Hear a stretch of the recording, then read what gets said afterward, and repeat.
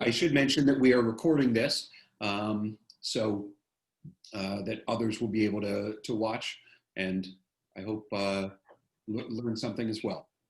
In any case, I do see some names that I recognize. I see some new names, and once again, this is the beginning for us of a process that we hope will educate you more on Columbus Academy and make you more interested in coming out to the school for a tour and joining us. So please, right now I'd like to introduce Debbie Keyran to you. She's the Assistant Director for Lower School Admissions, and she'll say hi and then move right on along with our program. Hello, everyone. Thanks. First and foremost, thank you so much for your interest in Academy. We're going to try tonight to do our best for you to walk away with a sense of what our littlest Vikings are doing in the Academy experience. Hopefully you're going to see through pictures. I always use a variety of words to describe what the lower school kids are doing, and usually it's observing, playing, exploring, reading, discussing, creating, singing, and making a mess. So hopefully all those things you're going to see through our administrators talking this evening. Not so much an admissions show tonight as it is our people in charge of the lower school. So, and that would be Brelle, Paul Kegelmeyer, and Mark Hansen. Paul usually concentrates on the upper elementary grade, so we'll probably see him next week when we do 1st through 5th grade. But I'm going to introduce first Brelle Farrenkopf. She's our Associate Director of Lower School and Early Childhood Specialist. I remember when Brelle started in teaching kindergarten and moved on to be our reading specialist, so she has a bevy of information for you. And we're going to start off tonight with Mark Hansen, who is our head of lower school. A lot of Mark's career has been in international schools, so he brings a lot to the table in his 4th year here at Academy. So Mark, I'll let you take it from here. Thank you very much, Debbie, and a warm welcome to all of our participants tonight. And normally this evening would be during the day, and it would be out and start in our outdoor learning center, and we would have opportunities to see kids in action and wander the campus. And unfortunately, that's just not possible. But what we try and do tonight is give you a sense of that feel and the community. And I think one of the things, as we all went into this, no matter where you were in state or from another state last spring, when we went to online learning, we quickly learned that one of the things that we could replicate curriculum, we could replicate a lot of the program, but one of the things that we could not replicate as well was our vibrant community. And our community is made up of about 470 students and about 80 faculty members in the lower school, and your wonderful parents. And so we did our best in online learning, but I can tell you one of the best feelings we had was in August when cars started pulling up at the beginning of school, and we began having our first day of school. So we are very excited that you're here tonight, and we hope that you learn lots, but we also hope that you ask lots of questions. And so we want to make sure that you have time during the program this evening to ask questions. And I'm Brelle Farrenkopf. As Debbie said, I'm Associate Head of Lower School, and I have the pleasure of working mainly with the early childhood program. So I get to spend a lot of time with the explorers and the pre-K and the kindergarten students. And so tonight we want to give you just a little peek at what happens in each of those different programs. As Mark was saying, we really wish you could come and see it in person. Hopefully we've captured some of the fun and excitement and joy of the programs in the pictures that we have in the slideshow for you tonight. So John and Debbie, would you like me to share this presentation from my end? Okay. I'm going to share my screen here. Oh, I need somebody to give me permission to share, please. Maybe while we're waiting, Paul, if you'd like to introduce yourself. Yes, my name is Paul Kegelmeyer. I'm a Director of Academic Programs here at the Lower School for Columbus Academy. I'm also online director for our students who are online because of the COVID virus. So I'm happy to be here, and I know Brelle has a great presentation, and I can hardly wait, particularly the pictures. I get excited for the pictures here. Okay, I think we are ready to go. Thanks, Paul. Welcome to the Early Childhood Open House. This is a picture of our explorers taking a hike through the woods. And we're going to start by looking at the Explorer program. So this picture really does represent a lot of what happens in the Explorer program. Muddy boots, muddy feet. It's just kind of par for the course in the Explorers. So some highlights of our Explorer program. For our 3 and 4-year-old students in the Explorer program, their days are filled with active experiential learning all day long. Lots of child-initiated as well as teacher-directed activities. Exploration and discovery taking place both indoors and outdoors.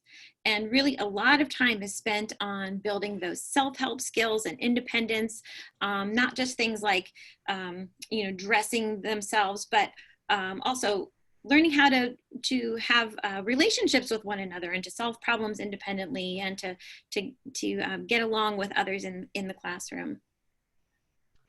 Thank you, Brelle, and I'll take the next few. And 3 years ago, we built a nature playground that's right outside many of the Explorer classrooms, and it's a lovely discovery playground that has a water feature with a pump, an old style pump. So if the kids want to have water come down in kind of a waterfall, they have to pump it, and then it keeps it down. It pools in the bottom, and they can manipulate the flow of the water.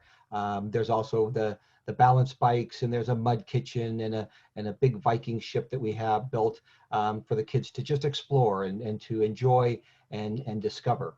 Some of the co-curricular classes that our Vikings have is they have art, physical education, library, music, and wellness. And wellness is taught by our counselor, and they do some mindfulness and different activities with our Vikings. They also do lots of tastings, and so they'll focus on a certain fruit or vegetable, and so your children will come home suddenly liking Brussels sprouts, and they will do all sorts of things with beets, and they will do things with all sorts of different vegetables and fruits as the year goes on. And it's a wonderful way to kind of integrate the curriculum and also introduce the kids to lots of new foods. We really appreciate our parent involvement. That's a little bit different right now during COVID because parents unfortunately cannot come into the building. But in a normal year, we certainly invite parents in to share. If you come from a different culture, you want to share your culture, there's great opportunities for you to come in and teach the rest of the class, and of course our faculty, different aspects of your culture and holidays that you celebrate. We use a program called Seesaw to communicate frequently with our parents and families. And Seesaw is an app, kind of like an Instagram for kids. And we can send pictures off to individual families or to the whole group. And students can also add some information into them. So it's a really a valuable way for you as parents and caregivers to see what school looks like from a youngster, a 3-year-old's perspective. And to continue on, when you think about school, a lot of times you think about report cards. For our littlest Vikings, we do some reporting to let you know what's happening on a regular basis in school, but there's not a lot of direct assessment. It's mostly careful documentation of the children at play, the different experiences and what they're doing each day as they interact with their friends and interact with their world and the materials around them. The teachers take really wonderful notes and then compile information for you to share how your child is developing and growing through the school year. One non-negotiable that we do have for our Explorer program is that the students must be completely toilet trained by the beginning of the school year, meaning no pull-ups. Just because you'll see from the pictures that we're going to show in a minute, the kids do spend a lot of time traveling around campus and doing a lot of fun activities. And so it's really important that the kids are potty trained and ready to be independent in that way. So let's take a look. So here are some pictures of our teachers and students engaged in a lot of fun activities in the classroom. It's very hands-on, very student-centered, very student interest-driven. Exploring takes place in the classroom and outside. Lots of time for free play, as well as teacher-directed activities. Here are some examples of the children doing what we call practical life skills. And these are fun activities that the teachers have designed in order to help the children develop and build skills, fine motor skills, different levels of coordination. The kids think they're playing, and at the same time, they're building all of those really important skills that are going to set them up for success with writing and holding pencils and things like that later on. Here you can see they are doing some stacking and some patterning and some color recognition with Fruit Loops.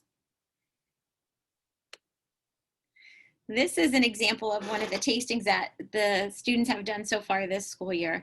Grapes was the focus in the Explorer Room 1 week this year. And they tasted different types of grapes. And then you can see they're already building in some basic graphing skills by having the kids share which grape was their favorite. These were similar activities taking place in all of the Explorer classrooms. As Mark mentioned, here's a snapshot of our early childhood playground. That's Mike Weibel, one of the Explorer teachers, up at the top of the water feature. And lots of time outside on our amazing campus. We have very talented, energetic Explorer teachers who take the kids outside to explore and discover all kinds of amazing things out on campus. And a lot of times the decision about where to go is driven by the kids. The children have named various landmarks around campus. We actually have a map of the campus out in the lower school lobby, and a lot of times the classes will stop out there and look at this big aerial map and say, let's go to Caterpillar Mountain today, or let's go to Billy Goat Bridge or something like that. And the kids know exactly where they want to go.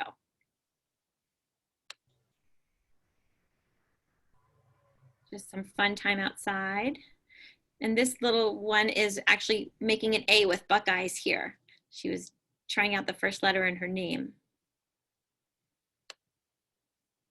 And Mr. Hansen, you want to tell everybody your favorite line about weather and clothing? So one of the things that we certainly believe in is that there's no such thing as bad clothing, bad weather, only bad clothing.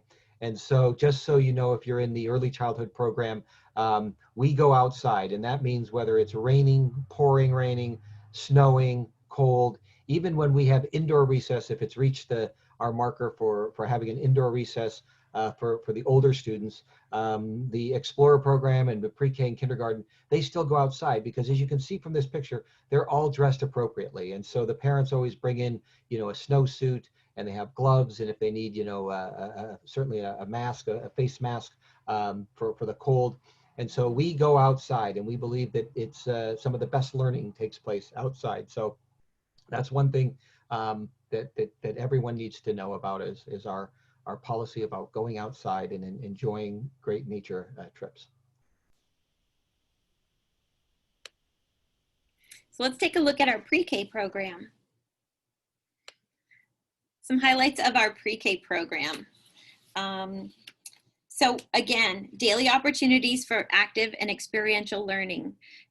Again, child-initiated as well as teacher-directed activities that support the children in their intellectual, physical, social, and emotional development.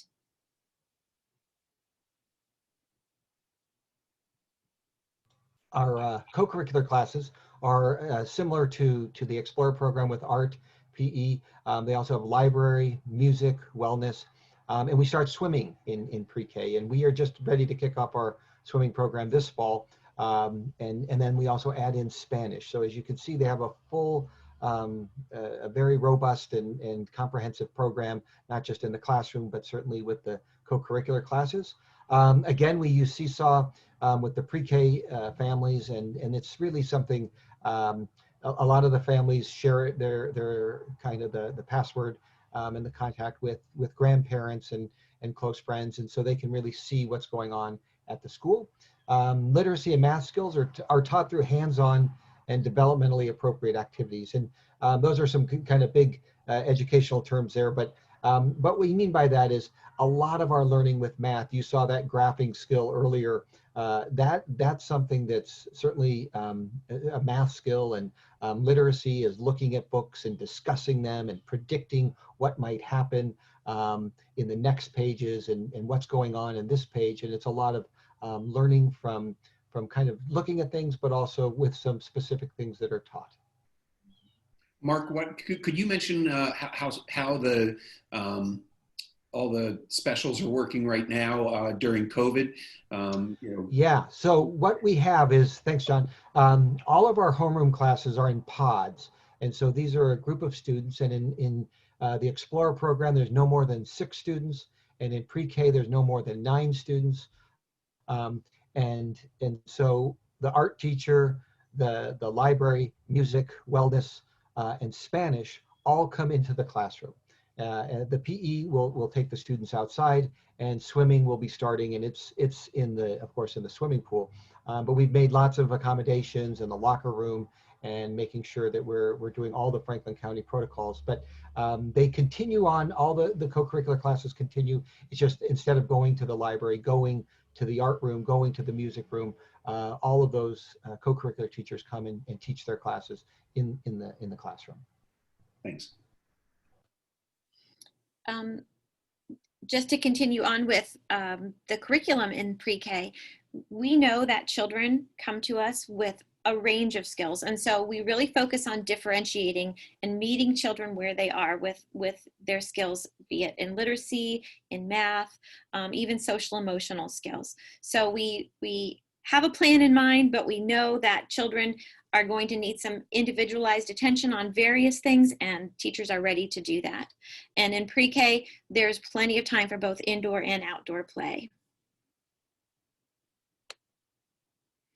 In pre-K, the teachers set up workstations. And so the children are working in pairs or small groups or individually to explore literacy and math skills through play. The teachers are very intentional about the activities that they put out for the children to work on. And these support letter recognition, math, fine motor skills, variety of handwriting activities. Here's some examples of children at work in their workstations.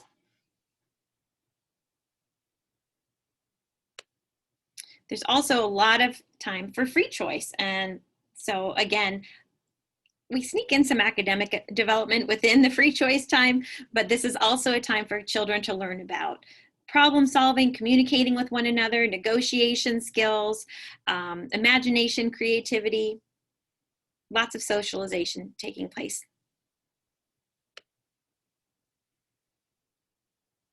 Some more free choice in the pre-K program. I was just going to also mention here that this is you see some of the students in some of the slides that have masks on, and in other slides like these, they don't. And so this would be from last year. And so our students are all in masks during the day, except when they take a nap, and then they don't have to have their mask on. And if they're outside and separated, then they have their masks off. But just wanted to clarify that this is from years past as well. Thank you. We start some journaling in pre-K. You can see the picture on the left here. A child is working on drawing and labeling their ideas. On the right, this child is working on just inventive spelling. Children take a lot of pride in this. They feel very big and very capable when they write in their journals. This is really quite an exciting time in the pre-K classroom. A lot of math is done through hands-on activities and partnering, games, working on number sense, number recognition, basic problem solving. Our kindergarten program, continuing on. So as the children move from explorers to pre-K and to kindergarten, they begin to assume some responsibility for their own learning as an individual and as part of a group. We really encourage a lot of critical thinking. We encourage the children to think and play imaginatively and to participate in problem-solving activities. Co-curricular classes continue with the similar program, a little bit more frequent with art, PE, library, music, wellness, swimming, and Spanish. We continue using Seesaw throughout kindergarten and even into the regular lower school grades. And then again, more hands-on math skills taught and literacy, but also more intentional in terms of what they're doing in the classroom. And as Brelle says, so much of what they're doing looks like it's playing and exploring, and it absolutely is. But our teachers are designing activities that are very intentional for academic growth and really stretching students to think critically. I just saw a typo on the next one. Again, differentiation to meet individual student needs. And again, plenty of time for play, both indoors and outdoors. We feel that, you know, play really is an important piece of the early childhood experience. Each year, it looks a little bit different, it becomes more complex, and but it's an important part of what the children are doing in the early childhood program. Here's an example of reading workshop. You can see the children have book bins. We have author's chair where the children are sharing stories they've written themselves. At times we'll bring in iPad apps such as Raz Kids and Epic for listening to stories. The workshop model, again, for writing. And when I say workshop model, what happens is that the teacher begins the lesson with a mini lesson, an activity that provides support for children in a skill that everybody needs. And then after the skill is introduced and modeled by the teacher, the children then go off to practice that skill on their own.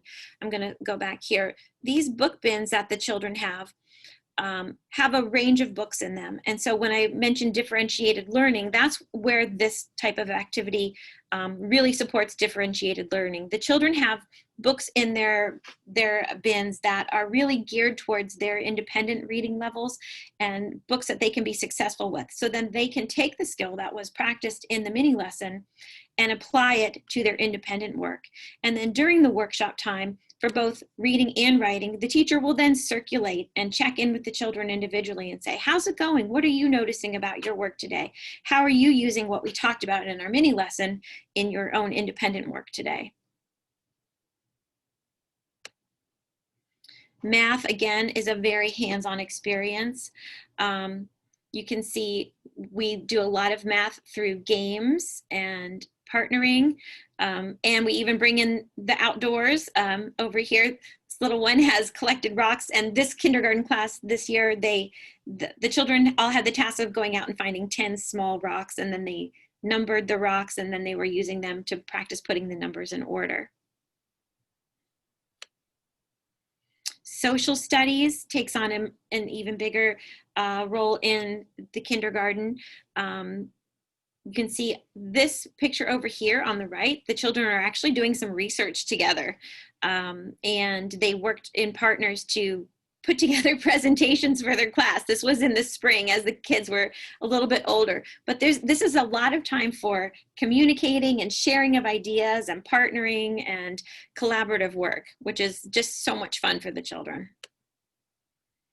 And again, free choice and stations are a big part of the kindergarten day. And then we have some things that are common to all programs throughout the lower school. Hey, Mr. K, I'm going to put you on the spot. Do you want to talk a little bit about responsive classroom? Absolutely. A responsive classroom is what our school is. As you can see, we have CARES up there. The C stands for cooperation, A for assertion, R for responsibility, E for empathy, and S for self-control. And what this is a program that all the teachers and all the students work at. It's a social emotional program plus an academic program. And we start off in the morning with morning meeting, and that builds a community, and that's what we would like to do for a class. And so we have a greeting, also some sharing, and some different activities that we do in morning meeting. So basically, it's building a community, and it's so exciting to do that. And there we can see the greeting activity and morning message on Brelle sheet there. And one of the activities you see on the left, I don't know exactly what they're doing, but it looks good. It looks good. But anyways, this goes out throughout the day. We also reinforce behaviors within the school, in the bathroom, so to speak, in the restroom. We have what we call certain rules that when you go in, was it go, flush, wash, and then leave. So there's no spitballs or anything on the ceiling or anything like that. So we have those kind of rules. And then walking down the hallway, we try to walk, of course, as quietly as we can because our doors are open. And we have learning going on in the classroom. And what's so neat about our school is that we have classrooms outside the classroom, like in the hallway. And there might be one-on-one teaching, or there might be a group of students there with a teacher, but we respect that, and so do the students. So we have this vocabulary together that we use to bring the community together, and has the behavior that we want to be as a school. And that's a respectful community, and a community that believes in each other and supports one another. And so that's what this is in a nutshell, so to speak. Thanks, Mr. K. One of the specials classes that we talked about was wellness. Sean Diddy, our school counselor, spends time with each classroom every week, doing all kinds of mindfulness activities. He works on mindful moments. He has a curriculum called Paths that he uses throughout the lower school to work on problem solving and social skills with all of the children, Explore all the way through 5th grade. As we mentioned, the co-curricular classes, and they look a little different as we move from Explore to pre-K to kindergarten, but they are a really important part of the day. And as Mark said, right now, most of them are done in the classroom, but some of them are happening outside. We're trying to take advantage of the outdoors while we've got this beautiful weather and our amazing campus. A lot of cooking takes place in the early childhood classrooms. Now it does look a little bit different this year. It's not quite as hands-on, but the teachers are doing an amazing job of adapting and trying to come up with ways where the children can be making their own individual recipes versus shared group activities like this. And outdoor play is common across actually the whole lower school right now, but especially in the early childhood program. And sometimes that's on the nature playground. Here, this is a log circle where we can even come outside and do morning meetings. We have a bunch of these set up around campus now. This is the mud kitchen over here where the girls are making all kinds of amazing treats with mud. And then they're also going outside and exploring on Forest Fridays. Now for our Explore children, pretty much every day is Forest Friday, which is awesome. And then in pre-K and kindergarten, every Friday is spent outside. I know, Mark, do you want to share your story about our first year after having our first group of pre-K Explore or Forest Fridays? Sure. So after we initiated it, the Forest Friday in pre-K, when we didn't have the Explorer program yet, we always do a program in the spring where we kind of introduce the next grade level. So it was the Rising Kindergarten Parent Morning. And the teachers in kindergarten, we had kind of talked like, Forest Friday was a very successful program, and you're probably going to get some questions about it this morning at this parent coffee with these rising kindergartners. And sure enough, the teachers couldn't even finish their program, and the first hand went up, and this mother said, our kids believe there's school Monday to Thursday, and then there's Forest Friday. What are you going to be doing for getting our kids outside? And that was kind of the beginning of Forest Friday moving throughout the lower school and certainly into the other grade levels. And so we have really taken advantage, as Brelle said, of our lovely, beautiful campus to explore, and not just in these are wonderful discovery ways, but our older kids get outside and they're doing reading and they're doing math, and science has been completely outside this year. And so we're doing many of the academic areas through our campus and nature. All right. How much longer, Brelle? I want to make sure that we're. Yep. This is one of my last slides. Okay, sorry. Nope, that's fine. Just to let you know, we also have a focus on service learning throughout the lower school, beginning in the Explorer program and moving through 5th grade. And just some examples of that are, we have Caring Community Day within the school, where each grade level plans a project. And the past few years, that's been a project on campus. Down in the bottom corner there, the pre-K last year decided they used the paths so much that they wanted to help mulch the paths. So for their Caring Community Day, they helped remulch paths. The children also, as one of their cooking activities, they bake cookies for Faith Mission. There's a lot of different ways that children are encouraged to think about others, move outside of themselves and think about others, and how we can be working together with our community. And that's just a wrap there. We really believe childhood should be a journey, not a race. Brelle, thank you so much for all that. We've got one question at this point, but we really do want to open it up, attendees, for you to ask questions. The one question says, our son is currently in a Montessori program. What could we do to prepare him for transitioning into the pre-K program? So to be honest, we have a lot of things that look Montessori-ish within the program. We don't adhere to one program or another, Montessori, Reggio. What we do is we have the ability. We're so lucky at Academy that we can kind of pick and choose as what we see the best from this program and the best from that program, and really work to make us our own unique program to fit the needs of all of our children.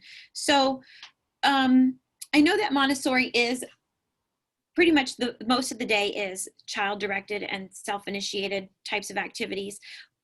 Children have lots of opportunities to do that here at Columbus Academy as well. There are times of the day when children do have to make a shift from here's what I want to do to here's what we're all going to do together, or here's something that the teacher has selected for us to do right now. So maybe just having some times at home where you're kind of balancing that time of self-directed versus I'm going to help make a decision on something right now too, and let's do this together. But I think you'll see that it's a pretty smooth transition from a Montessori program into our pre-K program. I had to laugh at a little boy one time who said he came from a Montessori school, and I asked him to do something, and he goes, "I'm so sorry, I'm not choosing to do that today."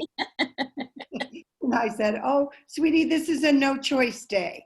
So sometimes it's a little rocky road for the most part, though. I think kids that come from Montessori, it's a smooth transition because we're moving around the room too, and they get that. Yeah. Great. Another quick question. What are the typical class sizes when you aren't under COVID restrictions? Right now, our classes are 6 in the Explorer program, 9 in the pre-K, and then we go up to about 12 in most of the other grades, if I remember correctly. But Brelle, what's that? So in the past, we've had, in our Explorer program, we've had 15 to 17 children with 2 lead teachers and 1 associate teacher. The associate teacher is there from the morning through lunchtime until the children head into rest. In our pre-K classrooms, again, 15 to 18 or so with 2 lead teachers and an associate teacher who moves actually between 2 of the classrooms. And then in our kindergarten classrooms, we our maximum number in a kindergarten classroom is generally 18. Again, we can have anywhere from 15 to 18 children in a kindergarten classroom. But again, we have 2 full-time teachers, 1 full-time lead teacher and 1 full-time associate teacher. And that's in our regular model. So I hope that answers the question. Great. In a minute, we'll talk, Debbie and I will close the program. There's a couple questions about admissions process. Debbie and I will close the process, close this program. Believe me, we want you to know about the admissions process. So we'll get to that. But can you talk about the overall schedule of the mornings only program versus the full day? That's both for the Explorer program and for the first semester of the pre-K program. For those of you who don't know, we have a morning only option. Sure. So for our Explorers, most of the morning, the children arrive at school, they have some free choice time in the room, and then in our typical model, the children will get geared up and head outside and start exploring. There are mornings when they will also kind of divide their day up. They'll spend some time in the classroom with their morning meeting, and then they'll have a co-curricular class in the morning, first thing in the morning, and then they'll head out for their exploring. The half-day dismissal is at 11:30, and then from there on, there's recess and lunch. For the Explorers, the lunch takes place in the classroom. The food is served for the children. It's plated for them according to Ohio pre-K and early childhood licensing guidelines.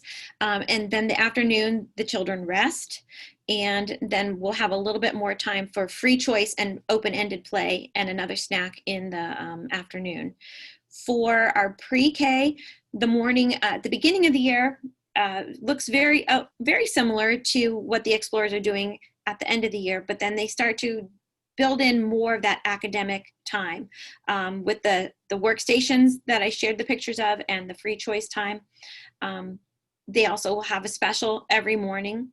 Again, their lunch takes place between 11:30 and 12:30, lunch and lunch recess. In the afternoon, they have 3 of the 6 days in our 6-day rotation, they will have another co-curricular class. They may have art or swimming or another music class in the afternoon.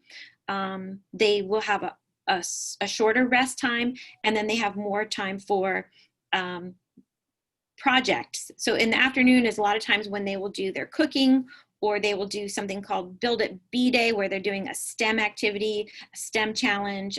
They may do math groups where they'll mix the classes together. And so the majority of the hands-on academic time takes place in the morning, but there are opportunities for that in the afternoon for pre-K as well, especially as we move through the school year and the children, their stamina is building up and they're less and less likely to rest and more open to having those hands-on experiences in the afternoon. Sure. Thank you, Brelle. Mm-hmm. A couple more questions. A question, what have you learned from the changes you've had to make with safety and COVID restrictions? And what are the protocols if a child tests positive with COVID? Sure, I'll take that one. I think, one of the things we did in the springtime was, my previous school was Copenhagen International School, and Denmark was one of the first countries to come back after COVID and reopen schools. And so we consulted with them and had a webinar with a few of their school people, and they were the ones that did the pods. They were one of the first schools.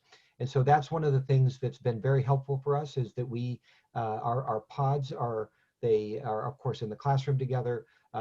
They are playing together, they're eating together at lunch, and this is in all grade levels in the lower school. So we are back full time.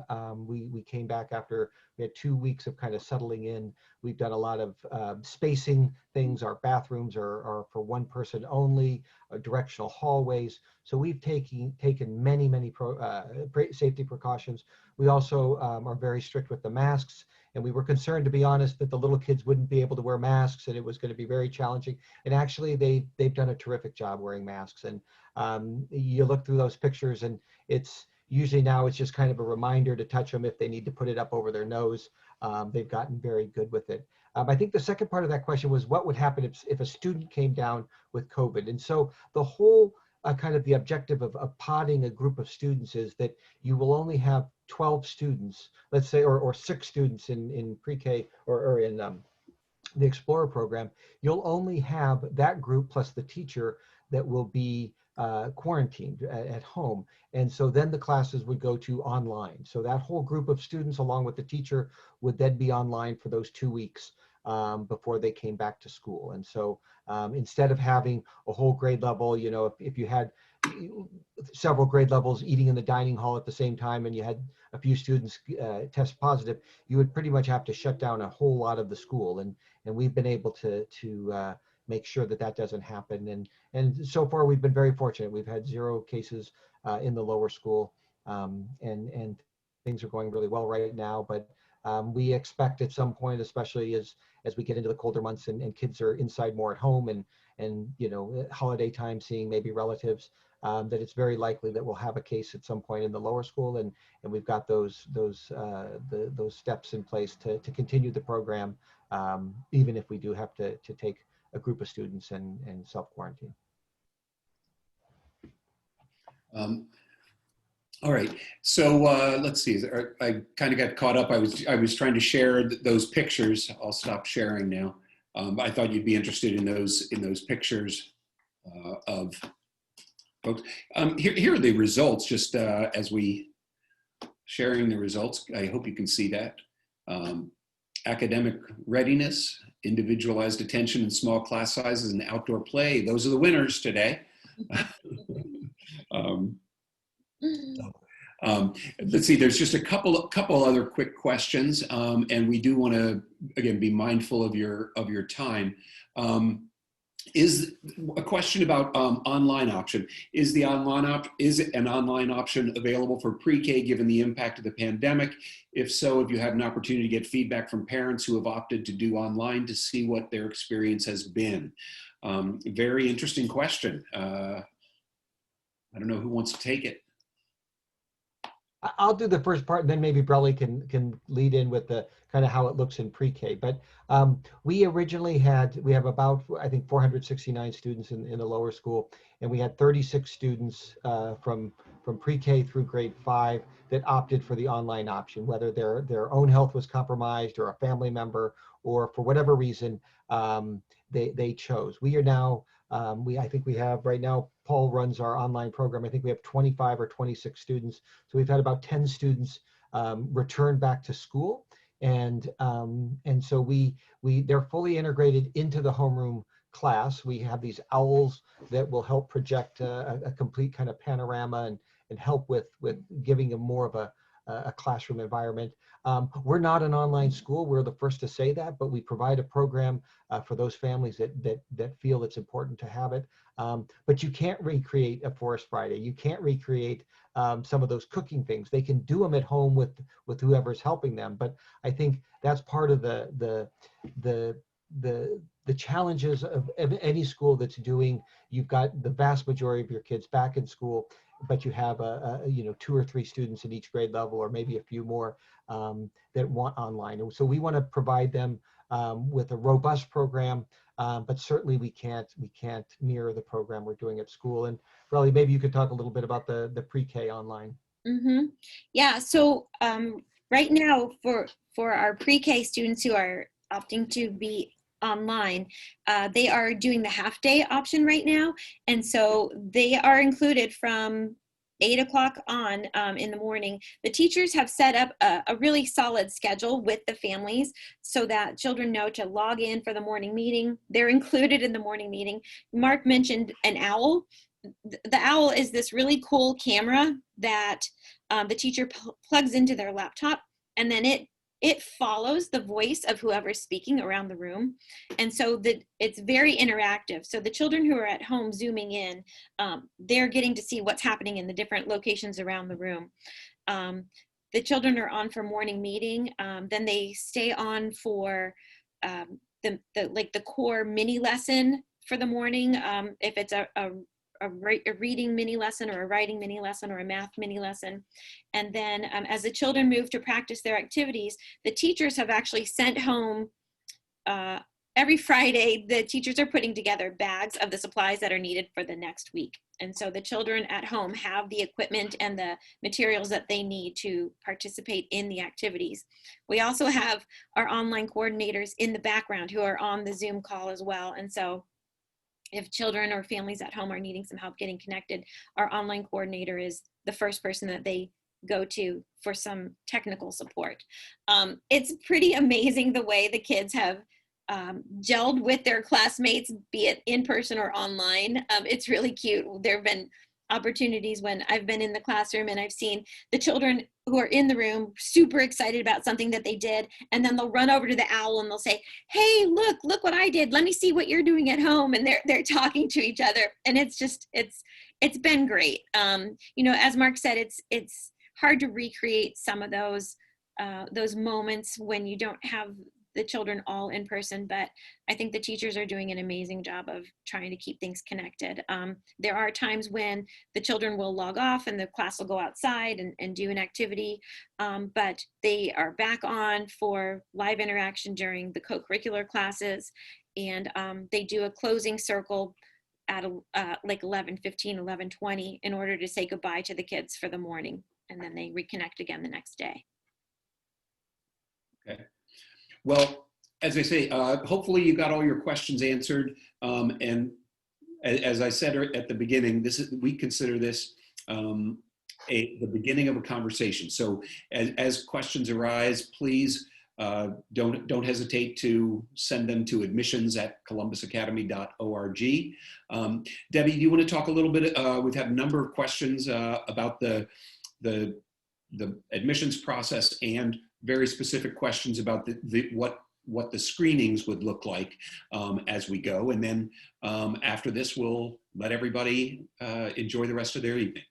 Sure, we're working on the screening process. We did do some virtually that worked out very well in the spring, but we're really trying to work out where it would be an in-person screening in a safe environment, one-on-one. So we're exploring a lot of options, but as long as you've completed the inquiry, you are going to be on our radar screen. The next steps, you will get an email that tells you how to apply to the school.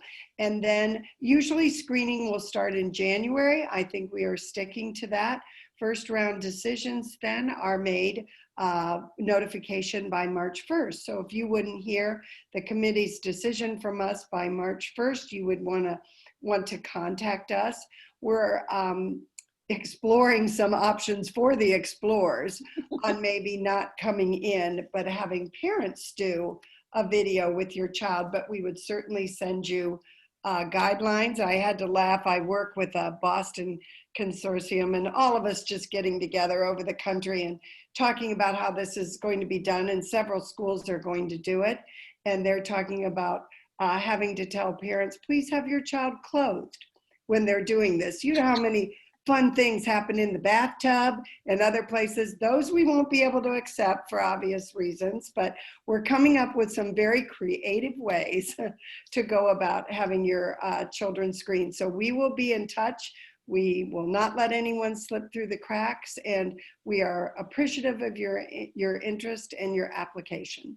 And what I would like to add is the assessments are the screenings that we do for children at any stage, whether it be for the Explorer program or for high school. There's nothing that would be very surprising to people in terms of what Columbus Academy is looking for. We're looking for boys and girls who are excited about learning, who are ready to engage in our curriculum, and they don't have to be perfect angels and all that sort of stuff, but we're going to ask some questions about numeracy. We're going to ask some questions about literacy. We're going to be trying to focus, depending on the age, in terms of readiness to be a part of our learning community. and Debbie can talk a little bit more with individuals, but we sure hope that you'll come for a tour. We are indeed open for tours in the afternoon, after school hours, and we are open for tours on Saturday and Sunday mornings.